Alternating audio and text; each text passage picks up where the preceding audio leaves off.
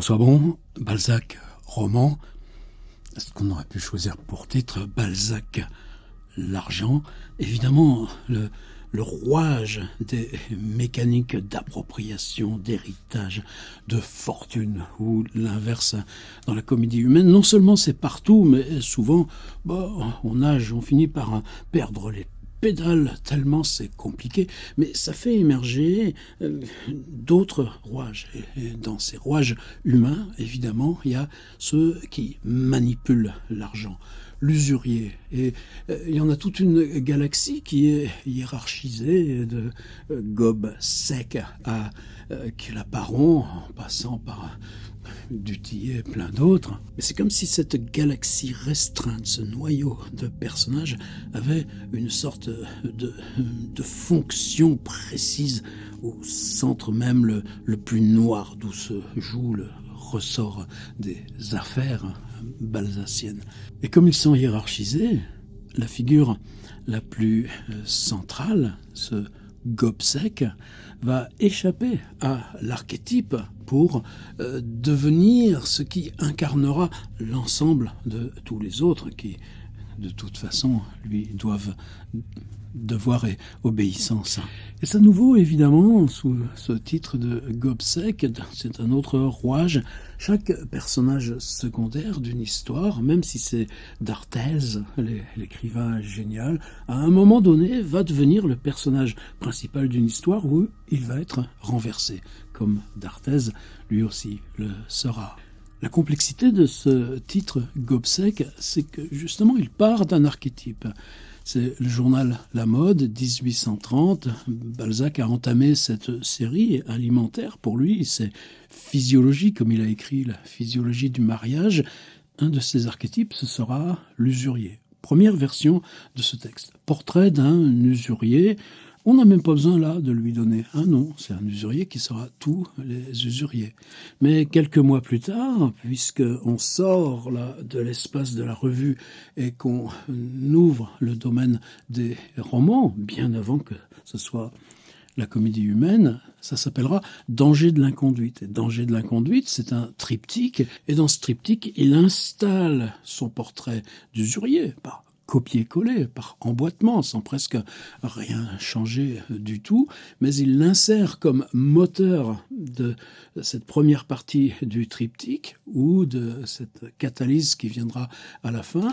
Et ce triptyque, Danger de l'inconduite, va comme se laisser réaspirer par Gobseck, puisqu'il est au début et à la fin, alors que ce micro-roman, puisque on est quand même dans quelque chose de court, reprendra un autre archétype, c'est-à-dire ces histoires de mariage entre grandes familles, cette histoire de testament avec ce portrait d'un mort, là, ou presque mort, qui surgit en chemise de nuit pour accuser sa femme d'avoir pillé les papiers, et puis ensuite, quand l'avoué Derville, qui, après la première version de La Mode, devient celui qui raconte cette histoire, surgit avec Gobseck parce que pour protéger l'enfant ou les enfants du mort des détournements de sa veuve, Gobseck agit comme fidéicommis. Et évidemment, Balzac en fait tout un théâtre. Et lui, il connaît ça par cœur. Il a exercé ce métier. Et ses parents auraient tellement voulu qu'il exerce ce même métier toute sa vie. Usurier, non, côté avoué, côté Derville, du bon côté des manettes, quand même. Alors, 1830, l'article dans La Mode, l'usurier, archétype. On reprend dans Danger de l'inconduite, c'est devenu un triptyque, mais copier-coller de ce Gobseck comme ouverture du triptyque. Et puis, 5 ans après, 1835, alors là, ça va s'appeler Papa Gobseck, c'est-à-dire cette figure-là, puisque justement elle est tellement agissante dans l'ensemble des autres récits de Balzac, devient le nom du titre. Papa Gobseck, oui, mais il vient juste de publier Le Père Goriot. Alors c'est comme si, là aussi, il fallait dire, oh là là, le Père Goriot, formidable, je m'accroche, et on va faire Papa Gobseck. Et puis 1838, une version à laquelle, là, cette fois, il ne changera quasiment rien dans le texte, mais ça s'appelle enfin Gobseck, Adieu Papa. Et ce qui est intéressant pour nous, c'est que justement, il y a cet effet encore de... On commence par la généralité, on commence par l'archétype, on commence par la presse, la revue La Mode. On insère dans une histoire qui exhibe ces mécanismes, mais où les personnages n'ont pas encore trouvé leur épaisseur. Avec le père Goriot et tout ce qui se passe dans cette autre grande phase de l'invention balzacienne, 1834-1835, il a compris comment ça marche, l'épaisseur d'un personnage. Et c'est les personnages reparaissants qui vont lui permettre d'affiner le fait que ces personnages aient plusieurs facettes, voire plusieurs personnalités, mais que chaque fois qu'on a affaire à un nom dans la comédie humaine, cette épaisseur, c'est tout ce que ce même personnage fait dans d'autres récits. Et là, on a des surprises. Par exemple, Gobseck n'a pas d'histoire, pas plus d'histoire qu'il n'a d'âge. En tout cas, dans le premier portrait de la mode ou dans Danger de l'inconduite. Mais quand on arrive à Papa Gobseck, tout d'un coup, il va lui inventer une vie. Sa vie, c'est que sa mère l'a vendu comme mousse. Bah ouais, on était en Hollande, un navire, et puis il va revenir que 20 ans plus tard. Quand tu embauches à 10 ans, à quoi tu sers sur les bateaux? Oui, mais dans ces 20 ans, et vous verrez le moment où cette phrase surgit, où on reprend toute son enfance, il a vécu dans tous les continents. Il a même participé à la guerre d'indépendance américaine. Et ce que laisse entendre Balzac, c'est qu'à chaque fois, il se retrouve dans le côté un petit peu secret, obscur, lui dit simplement cruel. Mais c'est comme s'il y avait une figure monde qui surgissait là, et que celui-là qui vit dans son galetas, dans un bout d'étage d'une maison borgne, avait en lui toute l'aventure coloniale, en tout cas, toute une dimension qui, elle, va être beaucoup plus globalisante à l'échelle même du monde. Un petit peu comme le cousin d'Eugénie Grandet. Alors maintenant, le portrait. Moi, je vais faire le chemin inverse. C'est-à-dire, on prend Gobseck, le triptyque, et on va lire seulement la partie portrait qui ouvre le triptyque de Balzac. Cette aventure, dit Derville, après une pause, me rappelle les seules circonstances romanesques de ma vie. Vous riez déjà, reprit-il, en entendant un avoué vous parler d'un roman dans sa vie. Mais j'ai eu 25 ans, comme tout le monde, et à cet âge, j'avais déjà vu d'étranges choses. Je dois commencer par vous parler d'un personnage que vous ne pouvez pas connaître. Il s'agit d'un usurier. Saisirez-vous bien cette figure pâle, blafarde, à laquelle je voudrais que l'Académie me permît de donner le nom de face lunaire. Elle ressemblait à du vermeil dédoré.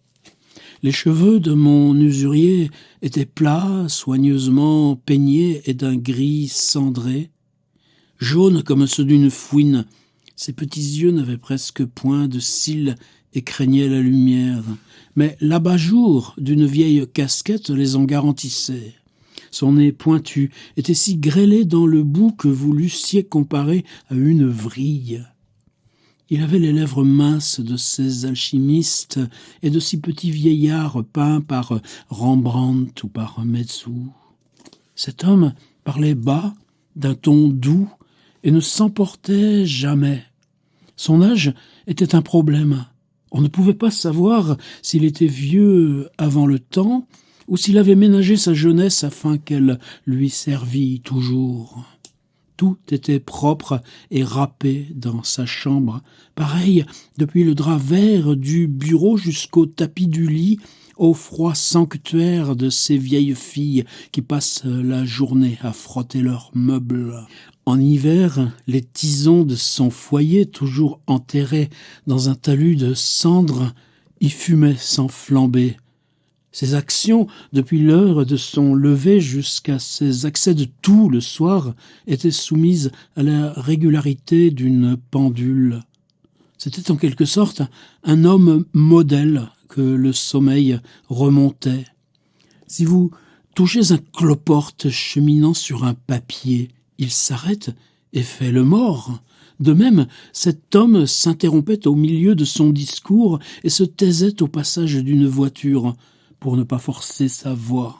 À l'imitation de Fontenelle, il économisait le mouvement vital et concentrait tous les sentiments humains dans le moi. Aussi, sa vie s'écoulait-elle sans faire plus de bruit que le sable d'une horloge antique. Quelquefois, ses victimes criaient beaucoup, s'emportaient, puis après, il se faisait un grand silence comme dans une cuisine où l'on égorge un canard. Vers le soir, l'homme billet se changeait en un homme ordinaire, et ses métaux se métamorphosaient en cœur humain. S'il était content de sa journée, il se frottait les mains en laissant échapper par les rides crevassées de son visage une fumée de gaieté, car il est impossible d'exprimer autrement le jeu muet de ses muscles où se peignait une sensation comparable au rire avide de bas de cuir. Enfin, dans ses plus grands accès de joie, sa conversation restait monosyllabique et sa contenance était toujours négative. Tel est le voisin que le hasard m'avait donné dans la maison que j'habitais, rue des Grès, quand je n'étais encore que second clerc et que j'achevais ma 3e année de droit. Cette maison qui n'a pas de cour est humide et sombre. Les appartements n'y tirent leur jour que de la rue. La distribution colostrale qui divise le bâtiment en chambres d'égale grandeur, en ne leur laissant d'autre issue qu'un long corridor éclairé par des jours de souffrance, annonce que la maison a jadis fait partie d'un couvent. À ce triste aspect, la gaieté d'un fils de famille expirait avant qu'il n'entrât chez mon voisin. Sa maison et lui se ressemblaient. Vous eussiez dit de l'huître et son rocher. Le seul être avec lequel il communiquait, socialement parlant, était moi. Il venait me demander du feu, m'empruntait un livre, un journal, et me permettait le soir d'entrer dans sa cellule où nous causions quand il était de bonne humeur. Ces marques de confiance étaient le fruit d'un voisinage de 4 années et de ma sage conduite qui, faute d'argent, ressemblait beaucoup à la sienne. Avait-il des parents, des amis? Était-il riche ou pauvre? Personne n'aurait pu répondre à ces questions. Je ne voyais jamais d'argent chez lui. Sa fortune se trouvait sans doute dans les caves de la banque. Il recevait lui-même ses billets en courant dans Paris, d'une jambe sèche comme celle d'un cerf. Il était d'ailleurs martyr de sa prudence. Un jour, par hasard, il portait de l'or. Un double Napoléon se fit jour, on ne sait comment, à travers son gousset. Un locataire qui le suivait dans l'escalier ramassa la pièce et la lui présenta. « Cela ne m'appartient pas, répondit-il avec un geste de surprise. À moi, de l'or? Vivrais-je comme je vis si j'étais riche ?» Le matin, il apprêtait lui-même son café sur un réchaud de tôle qui restait toujours dans l'angle noir de sa cheminée. Un rôtisseur lui apportait à dîner. Notre vieille portière montait à heure fixe pour approprier la chambre. Enfin, par une singularité que Sterne appellerait une prédestination, cet homme se nommait Gobseck. Quand plus tard je fis ses affaires, j'appris qu'au moment où nous nous connûmes, il avait environ 76 ans.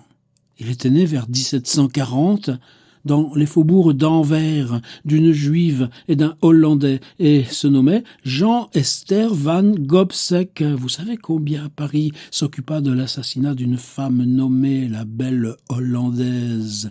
Et là, on a typiquement le travail de comment la comédie humaine s'établit sur les textes et récits qui, au départ, n'étaient pas faits pour lui appartenir.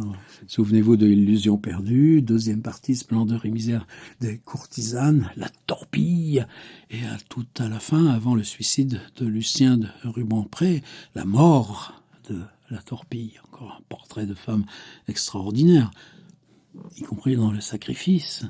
Et juste après, mais un peu trop tard, après la pendaison de Rubempré, on apprend que la torpille est l'héritière de Gobseck. Et voilà comment là se rejoignent l'ensemble des textes pour vous créer ce rouage qui va vous happer et vous condamner à Balzac pour toujours. Lorsque je lui demandai par quelle bizarrerie sa petite nièce portait son nom, « Les femmes ne se sont jamais mariées dans notre famille », me répondit-il en souriant. Cet homme singulier n'avait jamais voulu voir une seule personne des 4 générations femelles où se trouvaient ses parents. Il abhorrait ses héritiers et ne concevait pas que sa fortune pût jamais être possédée par d'autres que lui, même après sa mort. Sa mère l'avait embarqué, dès l'âge de 10 ans, en qualité de mousse pour les possessions hollandaises dans les grandes Indes, où il avait roulé pendant 20 années. Aussi, les rides de son front jaunâtre gardaient-elles les secrets d'événements horribles, de terreurs soudaines, de hasards inespérés, de traverses romanesques, de joies infinies, la faim supportée, l'amour foulé aux pieds, la fortune compromise, perdue, retrouvée, la vie maintes fois en danger et sauvée peut-être par cette détermination dont la rapide urgence excuse la cruauté. Il avait connu l'amiral Simeuse, monsieur de Lally, monsieur de Kergarouët, monsieur d'Estaing, le bailli de Suffren, monsieur de Portenduère, Lord Cornwallis, Lord Hastings, le père de Tippoo Saeb lui-même, ce Savoyard qui servit Mahadji Sindhia, le roi de Delhi, et contribua tant à fonder la puissance des Marathas, avait fait des affaires avec lui. Il avait eu des relations avec Victor Hughes et plusieurs célèbres corsaires, car il avait longuement séjourné à Saint-Thomas. Il avait si bien tout tenté pour faire fortune qu'il avait essayé de découvrir l'or de cette tribu de sauvages si célèbre aux environs de Buenos Aires. Enfin, il n'était étranger à aucun des événements de la guerre de l'indépendance américaine. Mais quand il parlait des Indes ou de l'Amérique, ce qui ne lui arrivait avec personne, et fort rarement avec moi, il semblait que ce fût une indiscrétion. Il paraissait s'en repentir. Si l'humanité, si la sociabilité sont une religion, il pouvait être considéré comme un athée. Quoique je me fusse proposé de l'examiner, je dois avouer à ma honte que jusqu'au dernier moment, son cœur me fut impénétrable. Je me suis quelquefois demandé à quel sexe il appartenait.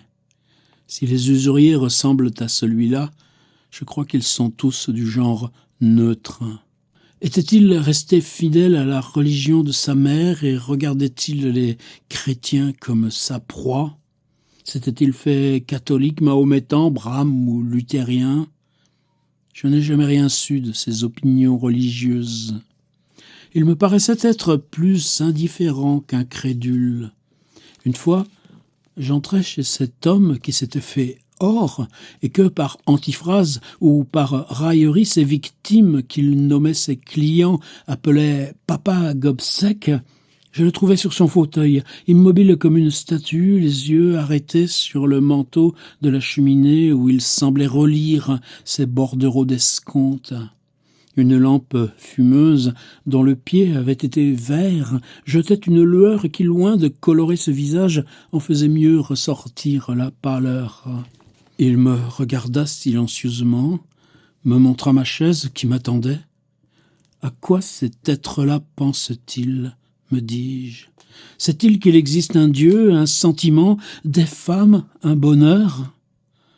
Je le plaignis comme j'aurais plaint un malade, mais je comprenais bien aussi que s'il avait des millions à la banque, il pouvait posséder par la pensée la terre qu'il avait parcourue, fouillée, soupesée, évaluée, exploitée. Parcourue, fouillée, soupesée, évaluée, exploitée, 5 adjectifs. Ce jeu des 5 adjectifs, on le retrouve, vous savez, souvent chez Balzac. Comme une dissémination, comme montrer un point de perspective au loin, montrer une indétermination. À vous de rêver pendant ce temps de l'enchaînement des 5 adjectifs. « Bonjour, Papa Gobseck, lui dis-je. Il tourna la tête vers moi, ses gros sourcils noirs se rapprochèrent légèrement. Chez lui, cette inflexion caractéristique équivalait au plus gai sourire d'un méridional. Vous êtes aussi sombre que le jour où l'on est venu vous annoncer la faillite de ce libraire de qui vous avez tant admiré l'adresse, quoique vous en ayez été la victime. »« Victime » dit-il d'un air étonné. Afin d'obtenir son concordat, ne vous avait-il pas réglé votre créance en billets signés de la raison du commerce en faillite? Et quand il a été rétabli, ne vous les a-t-il pas soumis à la réduction voulue par le concordat? Il était fin, dit-il, mais je l'ai repincé. Avez-vous donc quelques billets à protester? Nous sommes le 30, je crois. Je lui parlais d'argent pour la première fois. Il leva sur moi ses yeux par un mouvement railleur, puis de sa voix douce dont les accents ressemblaient au son que tire de sa flûte un élève qui n'en a pas l'embouchure. « Je m'amuse, me dit-il. »« Vous vous amusez donc, quelquefois ? Croyez-vous qu'il n'est de poète que ceux qui impriment des vers ?» me demanda-t-il, haussant les épaules, me jetant un regard de pitié. De la poésie dans cette tête, pensai-je, car je ne connaissais encore rien de sa vie. Quelle existence pourrait être aussi brillante que l'est la mienne, dit-il en continuant. Et son œil s'anima. Vous êtes jeune, vous avez les idées de votre sang, vous voyez des figures de femmes dans vos tisons. Moi, je n'aperçois que des charbons dans les miens. Vous croyez à tout, moi je ne crois à rien. Gardez vos illusions si vous le pouvez. Je vais vous faire le décompte de la vie. Soit que vous voyagiez, soit que vous restiez au coin de votre cheminée et de votre femme. Il arrive toujours un âge auquel la vie n'est plus qu'une habitude exercée dans un certain milieu préféré. Le bonheur consiste alors dans l'exercice de nos facultés appliquées à des réalités. Mes principes ont varié comme ceux des hommes. J'ai dû en changer à chaque latitude. Ce que l'Europe admire, l'Asie le punit. Ce qui est un vice à Paris est une nécessité quand on a passé les Açores. Rien n'est fixe ici-bas. Il n'y existe que des conventions qui se modifient suivant les climats. Pour qui s'est jeté forcément dans tous les moules sociaux, les convictions et les morales ne sont plus que des mots sans valeur. Reste en nous le seul sentiment vrai que la nature y ait mis, l'instinct de notre conservation. Dans vos sociétés européennes, cet instinct se nomme intérêt personnel.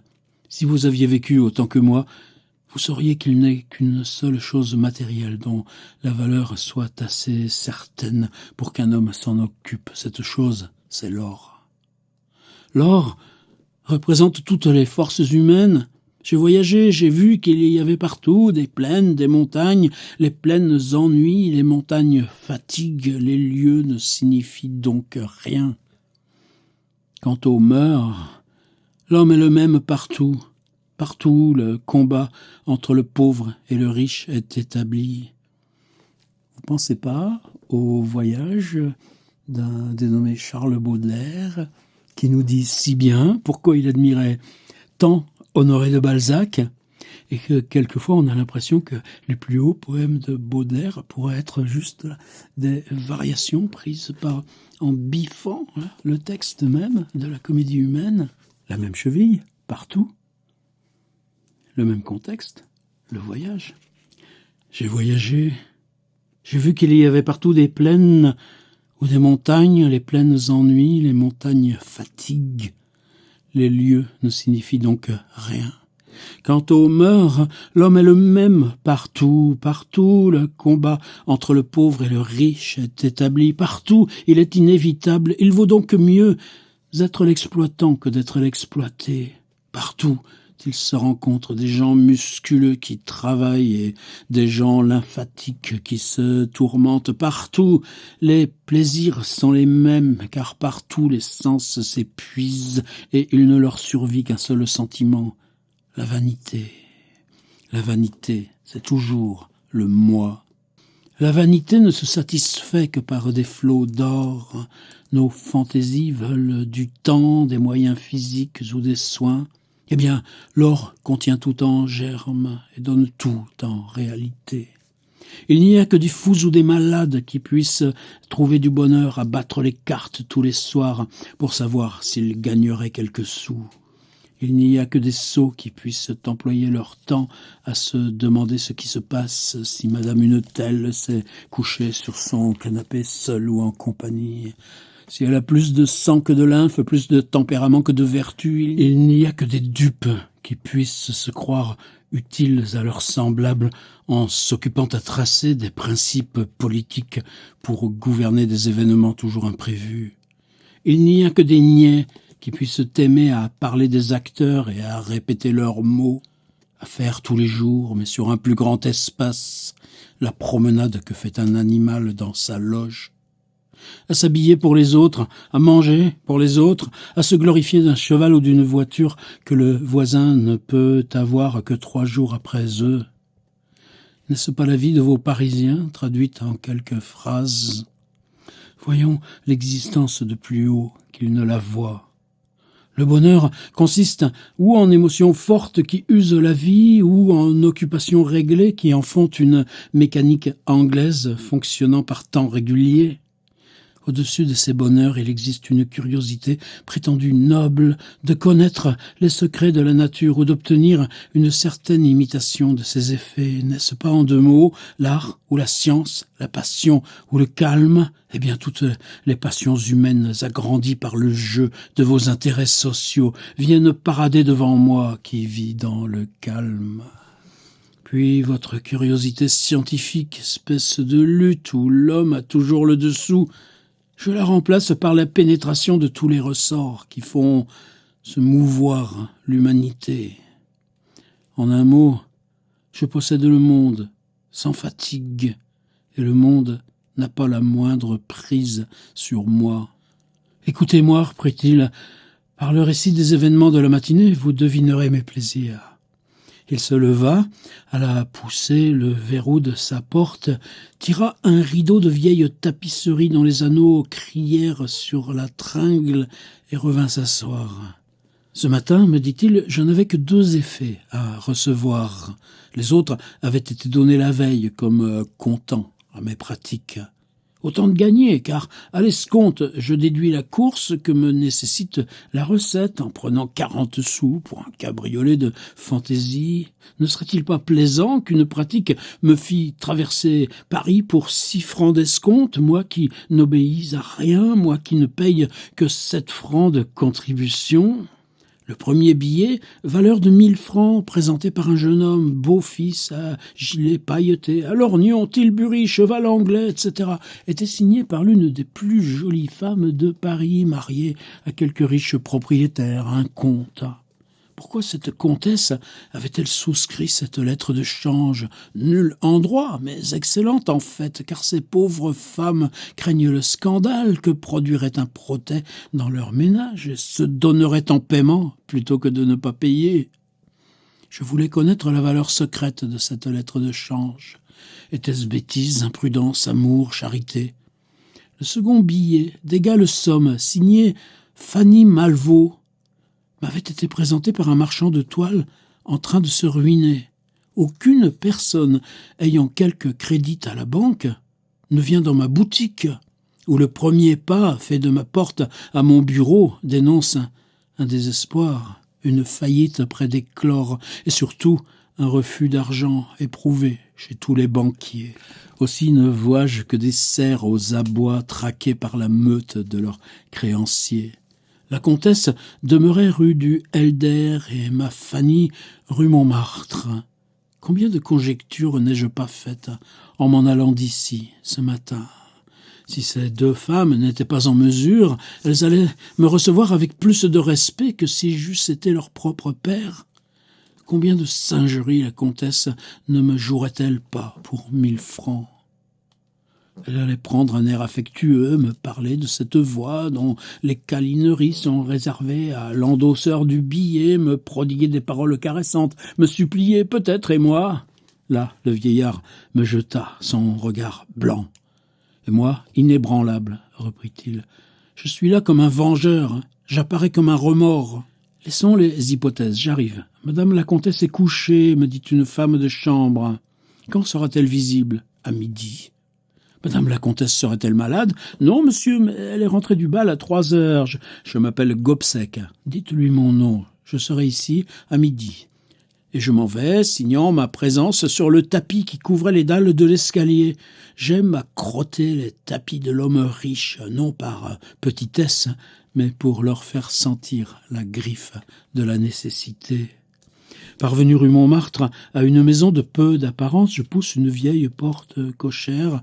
Je vois une de ces cours obscures où le soleil ne pénètre jamais. La loge du portier était noire. Le vitrage ressemblait à la manche d'une douillette trop longtemps portée. Il était gras, brun, lézardé. Madame Fanny Malvaux. Elle est sortie, mais si vous venez pour un billet, l'argent est là. Je reviendrai, dis-je. Du moment où le portier avait la somme, je voulais connaître la jeune fille. Je me figurais qu'elle était jolie. Je passe la matinée à voir les gravures étalées sur le boulevard, puis à midi sonnant, je traversai le salon qui précède la chambre de la comtesse. « Madame me sonne à l'instant, me dit la femme de chambre. Je ne crois pas qu'elle soit visible. »« J'attendrai, répondis-je en m'asseyant sur un fauteuil. Les persiennes s'ouvrent, la femme de chambre accourt, me dit « Entrez, monsieur ». À la douceur de sa voix, je devinais que sa maîtresse ne devait pas être en mesure. Elle avait jeté à la hâte sur ses épaules nues un châle de cachemire dans lequel elle s'enveloppait si bien que ses formes pouvaient se deviner dans leur nudité. Elle était vêtue d'un peignoir garni de ruches blanches comme neige qui annonçait une dépense annuelle d'environ 2000 francs chez la blanchisseuse. Enfin, ses cheveux noirs s'échappaient en grosses boucles d'un joli madras négligemment noué sur la tête à la manière des créoles. Son lit offrait le tableau d'un désordre produit sans doute par un sommeil agité. Un peintre aurait payé pour rester pendant quelques moments au milieu de cette scène. Sous des draperies voluptueusement attachées, un oreiller enfoncé sur un édredon de soie bleue et dont les garnitures en dentelle se détachaient vivement sur ce fond d'azur offrait l'empreinte de formes indécises qui réveillaient l'imagination. Sur une large peau d'ours, étendue au pied des lions ciselés dans l'acajou du lit, brillaient 2 souliers de satin blanc jetés avec l'incurie que cause la lassitude d'un bal. Sur une chaise était une robe froissée dont les manches touchaient à terre.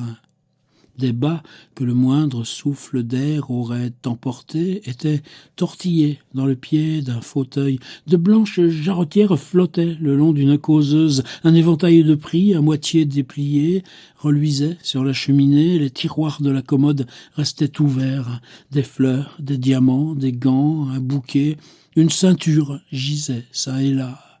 Je respirais une vague odeur de parfum. Tout était luxe et désordre. Beauté sans harmonie. Mais déjà, pour elle ou pour son adorateur, la misère tapis là-dessous, dressait la tête et leur faisait sentir ses dents aiguës. La figure fatiguée de la comtesse ressemblait à cette chambre parsemée des débris d'une fête. Ces brimborions épars me faisaient pitié. Rassemblés, ils avaient causé la veille quelque délire. Ces vestiges d'un amour foudroyé par le remords, cette image d'une vie de dissipation, de luxe et de bruit, trahissait les efforts de Tantale pour embrasser de fuyants plaisirs. Quelques rougeurs semées sur le visage de la jeune femme attestaient la finesse de sa peau, mais ses traits étaient comme grossis, et le cercle brun qui se dessinait sous ses yeux semblait être plus fortement marqué qu'à l'ordinaire. Néanmoins, la nature avait assez d'énergie en elle pour que ces indices de folie n'altérassent pas sa beauté. Ses yeux étincelaient, semblables à l'une de ces hérodiades dues au pinceau de Léonard de Vinci. J'en ai brocanté des tableaux. Elle était magnifique de vie, de force, rien de mesquin dans ses contours ni dans ses traits. Elle inspirait l'amour et me semblait devoir être plus forte que l'amour. Elle me plut. Il y avait longtemps que mon cœur n'avait battu. J'étais donc déjà payé. Je donnerais 1000 francs d'une sensation qui me ferait souvenir de ma jeunesse. « Monsieur, me dit-elle en me présentant une chaise, auriez-vous la complaisance d'attendre ?» « Jusqu'à demain midi, madame, répondis-je en repliant le billet que je lui avais présenté. Je n'ai le droit de protester qu'à cette heure-là. Puis en moi-même, je me disais, paye ton luxe, paye ton nom, paye ton bonheur, paye le monopole dont tu jouis. Pour se garantir leurs biens, les riches ont inventé des tribunaux, des juges, et cette guillotine, espèce de bougie où viennent se brûler les ignorants. Mais pour vous, qui couchez sur la soie et sous la soie, il y a des remords, des grincements de dents cachés sous un sourire et des gueules de lion fantastiques qui vous donnent un coup de dent au cœur. Un protêt, y pensez-vous, s'écria-t-elle en me regardant, vous auriez si peu d'égard pour moi ? Si le roi me devait, madame, et qu'il ne me payât pas, je la signerais encore plus promptement que tout autre débiteur. En ce moment, nous entendîmes frapper doucement à la porte de la chambre. « Je n'y suis pas, dit impérieusement la jeune femme. « Anastasie, je voudrais cependant bien vous voir. »« Pas en ce moment, mon cher, répondit-elle d'une voix moins dure, mais néanmoins sans douceur. « Quelle plaisanterie! Vous parlez à quelqu'un » répondit en entrant un homme qui ne pouvait être que le comte. La comtesse me regarda, je la compris, elle devint mon esclave. Il fut un temps, jeune homme, où j'aurais été peut-être assez bête pour ne pas protester. En 1763, à Pondichéry, j'ai fait grâce à une femme qui m'a joliment roué. Je le méritais. Pourquoi m'étais-je fié à elle ? « Que veut monsieur » demanda le comte. Je vis la femme frissonnant de la tête aux pieds. La peau blanche et satinée de son cou devint rude. Elle avait, suivant un terme familier, la chair de poule. Moi je riais sans qu'un de mes muscles ne tressaillît. « Monsieur est un de mes fournisseurs, dit-elle. » Le comte me tourna le dos, je tirai le billet à moitié hors de ma poche. À ce mouvement inexorable, la jeune femme vint à moi, me présenta un diamant. « Prenez, dit-elle, et allez-vous-en. » Nous échangeâmes les deux valeurs et je sortis en la saluant. Le diamant valait bien une douzaine de 100 francs pour moi. Je trouvais dans la cour une nuée de valets qui brossaient leurs livrées, ciraient leurs bottes ou nettoyaient de somptueux équipages. Voilà, me dis-je, ce qui amène ces gens-là chez moi. Voilà ce qui les pousse à voler décemment des millions, à trahir leur patrie, pour ne pas se crotter en allant à pied.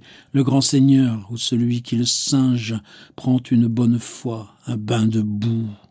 En ce moment, la grande porte s'ouvrit et livra passage au cabriolet du jeune homme qui m'avait présenté le billet.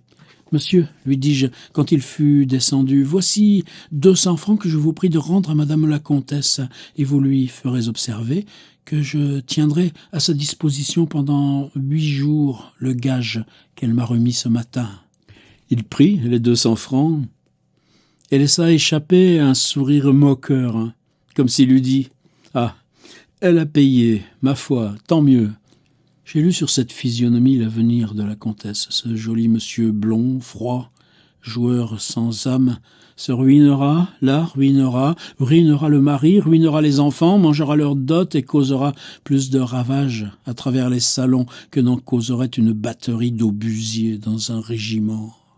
Je me rendis rue Montmartre, chez mademoiselle Fanny. Je montai un petit escalier, bien raide. Arrivé au 5e étage, je fus introduit dans un appartement composé de 2 chambres où tout était propre, comme un ducat neuf. Je n'aperçus pas la moindre trace de poussière sur les meubles de la première pièce où me reçut mademoiselle Fanny. Jeune fille, parisienne, vêtue simplement, tête élégante et fraîche, air avenant, des cheveux châtains, bien peignés, qui, retroussés en 2 arcs sur les tempes, donnaient de la finesse, des yeux bleus, purs comme du cristal. Le jour, passant à travers de petits rideaux tendus aux carreaux, jetait une lueur douce sur sa modeste figure. Autour d'elle, de nombreux morceaux de toile taillés me dénoncèrent ses occupations habituelles. Elle ouvrait du linge. Elle était là comme le génie de la solitude. Quand je lui présentai le billet, je lui dis que je ne l'avais pas trouvé le matin. Mais, dit-elle, les fonds étaient chez la portière. Je feignis de ne pas entendre. Mademoiselle sort de bonne heure, à ce qu'il paraît. Je suis rarement hors de chez moi, mais quand on travaille la nuit, il faut bien quelquefois se baigner. Je la regardais. D'un coup d'œil, je devinais tout. C'était une fille condamnée au travail par le malheur. et qui appartenait à quelque famille d'honnêtes fermiers, car elle avait quelques-uns de ces grains de rousseur particuliers aux personnes nées à la campagne. Je ne sais quel air de vertu respirait dans ses traits. Il me sembla que j'habitais une atmosphère de sincérité et de candeur où mes poumons se rafraîchissaient. Pauvre innocente. Elle croyait à quelque chose. Sa simple couchette en bois peint était surmontée d'un crucifix orné de 2 branches de buis. Je fus quasi touché. Je me sentais disposé à lui offrir de l'argent à 12% seulement, afin de lui faciliter l'achat de quelque bon établissement. Mais, me dis-je, elle a peut-être un petit cousin qui se ferait de l'argent avec sa signature et grugerait la pauvre fille. Je m'en suis donc allé, me mettant en garde contre mes idées généreuses, car j'ai souvent eu l'occasion d'observer que quand la bienfaisance ne nuit pas au bienfaiteur, elle tue l'obligé. Lorsque vous êtes entré, je pensais que Fanny Malvaut serait une bonne petite femme. J'opposais sa vie pure et solitaire à celle de cette comtesse qui, déjà tombée dans la lettre de change, va rouler jusqu'au fond des abîmes du vice. Eh bien, reprit-il, après un moment de silence profond pendant lequel je l'examinais, croyez-vous que ce ne soit rien que de pénétrer ainsi dans les plus secrets replis du cœur humain, d'épouser la vie des autres et de la voir à nu? Des spectacles toujours variés, des plaies hideuses, des chagrins mortels, des scènes d'amour, des misères que les eaux de la Seine attendent, des joies de jeune homme qui mènent à l'échafaud, des rires de désespoir et des fêtes somptueuses. Hier une tragédie, quelque bonhomme de père qui s'asphyxie parce qu'il ne peut plus nourrir ses enfants. Demain, une comédie. Un jeune homme essaiera de me jouer la scène de Monsieur Dimanche, avec les variantes de notre époque. Vous avez entendu vanter l'éloquence des derniers prédicateurs. Je suis allé parfois perdre mon temps à les écouter. Ils m'ont fait changer d'opinion. Mais de conduite, comme disait je ne sais qui, jamais. Eh bien, ces bons prêtres, votre Mirabeau, Vergniaud et les autres, ne sont que des bègues auprès de mes orateurs. Souvent, une jeune fille amoureuse, un vieux négociant sur le penchant de sa faillite, une mère qui veut cacher la faute de son fils, un artiste sans pain, un grand sur le déclin de la faveur et qui, faute d'argent, va perdre le fruit de ses efforts, m'ont fait frissonner par la puissance de leurs paroles. Ces sublimes acteurs jouaient pour moi seuls et sans pouvoir me tromper. Mon regard est comme celui de Dieu, je vois dans les cœurs. Rien ne m'est caché, on ne refuse rien à qui lie et délie les cordons du sac. Je suis assez riche pour acheter les consciences de ceux qui font mouvoir les ministres, depuis leurs garçons de bureau jusqu'à leurs maîtresses. N'est-ce pas le pouvoir ? Je puis avoir les plus belles femmes, les plus tendres caresses, n'est-ce pas le plaisir ? Le pouvoir et le plaisir ne résument-ils pas tout votre ordre social ? Nous sommes dans Paris une dizaine ainsi, tous rois silencieux et inconnus, les arbitres de vos destinées. La vie n'est-elle pas une machine à laquelle l'argent imprime le mouvement ? Sachez-le, les moyens se confondent toujours avec les résultats. Vous n'arriverez jamais à séparer l'âme des sens, l'esprit de la matière. L'or et le spiritualisme de vos sociétés actuelles, liés par le même intérêt, nous nous rassemblons à certains jours de la semaine au café Thémis près du Pont-Neuf. Là, nous nous révélons les mystères de la finance. Aucune fortune ne peut nous mentir, nous possédons les secrets de toutes les familles.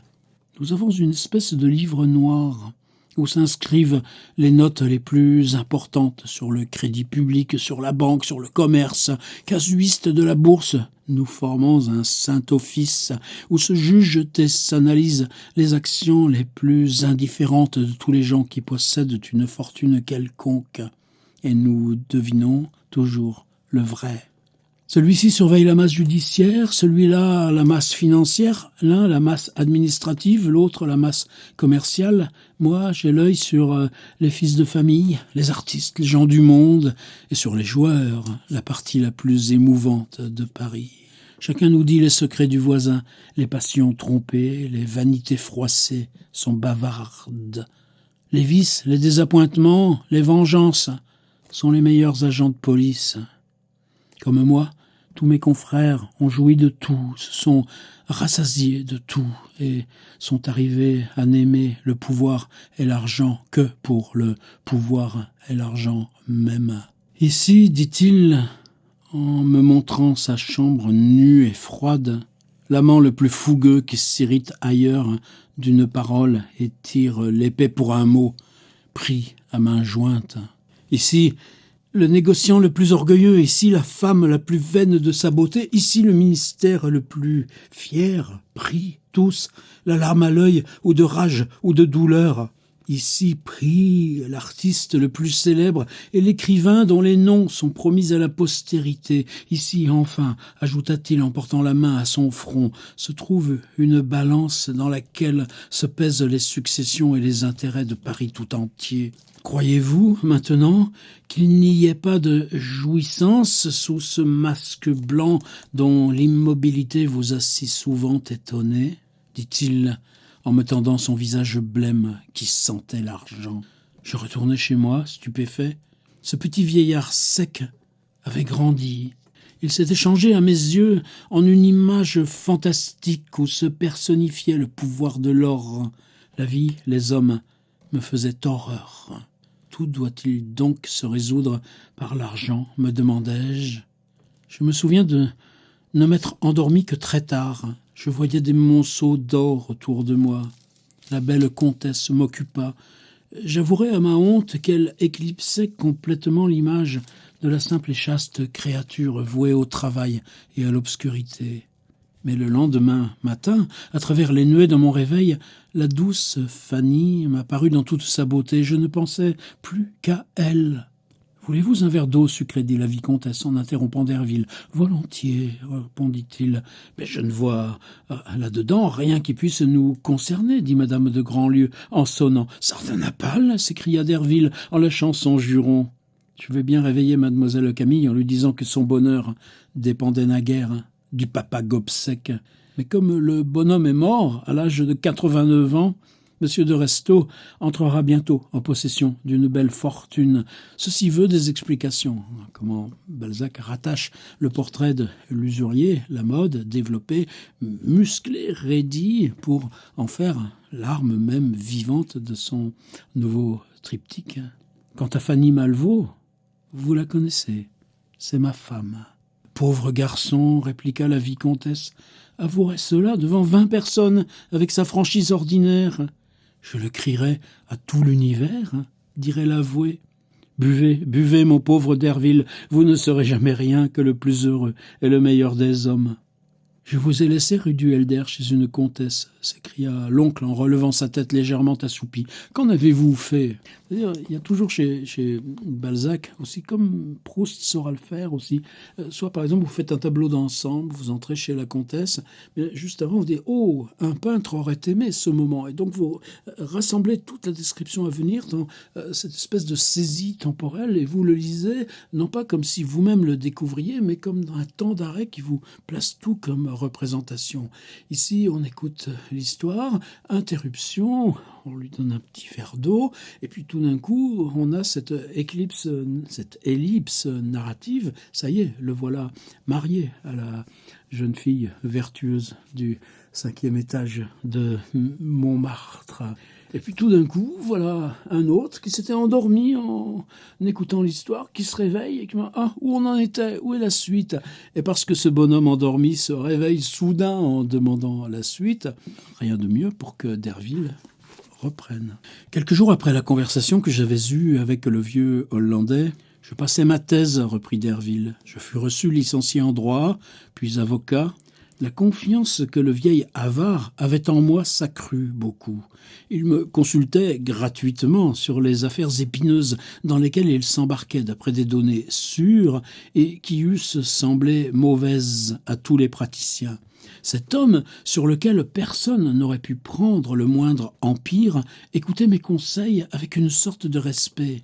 Il est vrai qu'il s'en trouvait toujours très bien. Enfin, le jour où je fus nommé maître clerc de l'étude où je travaillais depuis 3 ans, je quittai la maison de la rue des Grès et j'allais demeurer chez mon patron, qui me donna la table, le logement et 150 francs par mois. Ce fut un beau jour. Quand je fis mes adieux à l'usurier, il ne me témoigna ni amitié ni déplaisir. Il ne m'engagea pas à venir le voir. Il me jeta seulement un de ses regards qui, chez lui, semblait en quelque sorte trahir le don de seconde vue. Au bout de 8 jours, je reçus la visite de mon ancien voisin. Il m'apportait une affaire assez difficile, une expropriation. Il continua ses consultations gratuites avec autant de liberté que s'il me payait. À la fin de la seconde année, de 1818 à 1819, mon patron, homme de plaisir, fort dépensier, se trouva dans une gêne considérable et fut obligé de vendre sa charge, quoique en ce moment les études n'eussent pas acquis la valeur exorbitante à laquelle elles sont montées aujourd'hui. Mon patron donnait la sienne en demandant que 150 000 francs. Un homme actif, instruit, intelligent, pouvait vivre honorablement, payer les intérêts de cette somme et s'en libérer en 10 années, pour peu qu'il inspirât de confiance. Moi, le 7e enfant d'un petit bourgeois de Noyon, je ne possédais pas une obole et ne connaissais dans le monde d'autres capitalistes que le papa Gobseck. Une pensée ambitieuse, je ne sais quelle lueur d'espoir, me prêtèrent le courage d'aller le trouver. Un soir, donc, je cheminais lentement jusqu'à la rue des Grès. Le cœur me battit bien fortement quand je frappais à la sombre maison. Je me souvenais de tout ce que m'avait dit autrefois le vieil avare, dans un temps où j'étais bien loin de supposer la violence des angoisses qui commencent au seuil de cette porte. J'allais donc le prier, comme tant d'autres. Eh bien non, me dis-je, un honnête homme doit partout garder sa dignité. La fortune ne vaut pas une lâcheté. Montrons-nous positifs autant que lui.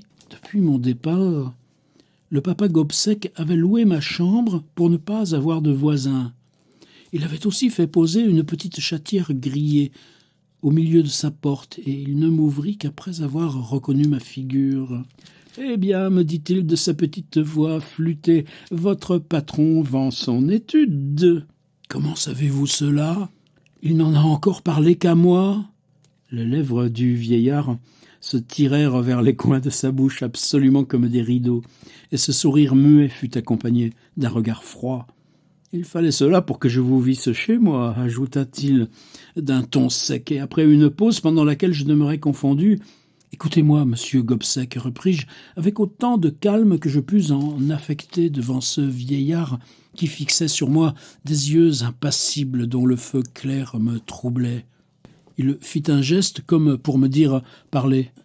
Je sais qu'il est fort difficile de vous émouvoir aussi. Ne perdrai-je pas mon éloquence à essayer de vous peindre la situation d'un clerc sans le sou, qui n'espère qu'en vous et n'a dans le monde d'autre cœur que le vôtre dans lequel il puisse trouver l'intelligence de son avenir. Laissons le cœur. Les affaires se font comme des affaires et non comme des romans avec de la sensiblerie. Voici le fait. L'étude de mon patron rapporte annuellement entre ses mains une 20aine de 1000 francs. Je crois qu'entre les miennes, elle en vaudra 40. Il veut la vendre 50 000 écus. Je sens là, dis-je, en me frappant le front, que si vous pouviez me prêter la somme nécessaire à cette acquisition, je serais libéré dans 10 ans. Voilà parler, répondit le papa Gobseck, qui me tendit la main, me serra la mienne. Jamais, depuis que je suis dans les affaires, reprit-il, personne ne m'a déduit plus clairement les motifs de sa visite. Des garanties, dit-il, en me toisant de la tête aux pieds. Néant, ajouta-t-il, après une pause. Quel âge avez-vous ? 25 ans dans 10 jours, répondis-je. Sans cela, je ne pourrais traiter. Juste ? Eh bien, possible. Ma foi, il faut aller vite, sans cela, j'aurai des enchérisseurs. Apportez-moi demain matin votre extrait de naissance, nous parlerons de votre affaire, j'y songerai. Le lendemain, à 8h, j'étais chez le vieillard. Il prit le papier officiel, mit ses lunettes, toussa, cracha, s'enveloppa dans sa houppelande noire et lut l'extrait des registres de la mairie tout entier. Puis il le tourna, le retourna, me regarda, retoussa, s'agita sur sa chaise et me dit « C'est une affaire que nous allons tâcher d'arranger. » Je tressaillis. « Je tire 50% de mes fonds, reprit-il, quelquefois 100, 200, 500%. À ces mots, je pâlis. Mais en faveur de notre connaissance, je me contenterai de 12,5% d'intérêt par un... Eh bien oui, pour vous, je me contenterai de 13% par an. Cela vous va-t-il ? Oui, répondis-je.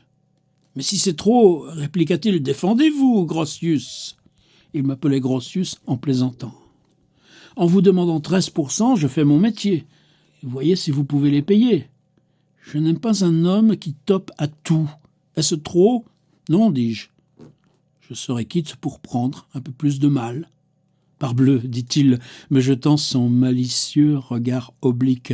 Vos clients paieront ? Non, de par tous les diables, m'écriai-je. Ce sera moi.